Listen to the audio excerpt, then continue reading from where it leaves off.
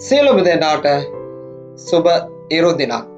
මේ උදෑසන දෙවියන් වහන්සේගේ වචනය දෙස අපි බලන කල ඉතා අනර්ග පදයක් මට සම්බ වුණා. ඒ තමයි මාගේ සිත සමිඳුන් පසසන්න.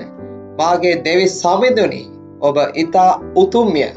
ඔබේ තෙද මහිමෙන් සරසී සිටින සේක කියලා ගීතාවලිය පොතේ 104:1 ඒ ගීතිකාකරු අපිට උපදෙස් දෙනවා.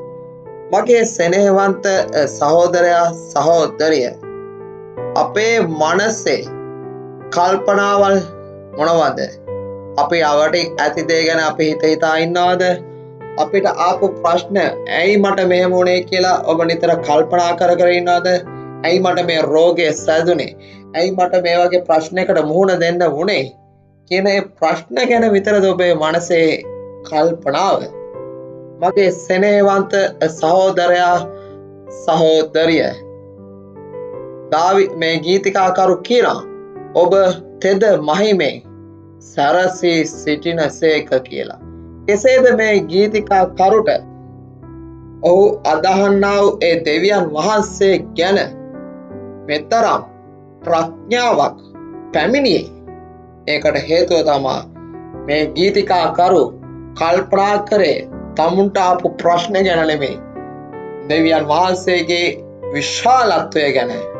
ඒ විශාලත්වය ඔහු විස්තර කරනවා තෙද මහිමෙන් උන්වහන්සේ සැරසිලා ඉන්නවා කියලා. මගේ සෙනෙහවන්ත සහෝදරයා සහෝදරිය, අපිත් අපගේ මනස තුල කල්පනාවට යොමු කරන්න ඕනේ අපි අවට තියෙන ප්‍රශ්න ගැන නෙමෙයි. ඇයි මට මේ රෝගේ ආව කියන එක ගැන දුක නෙමෙයි. ඇයි මට මේ ප්‍රශ්නයට මුහුණ දෙන්න ඕන අවස්ථාව ගැන නෙමෙයි.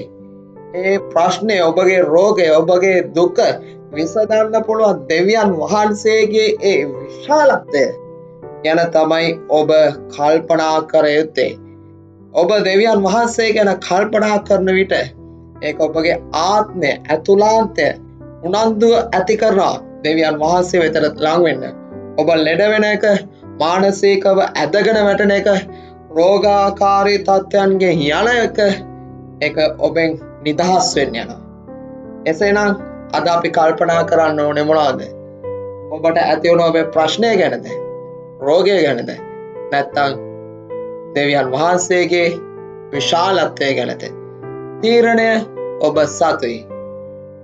අද දවස ඔබට ජයග්‍රාහීම දවසක් වේවා. ඔබ සැමට ජේසු පිහිටයි.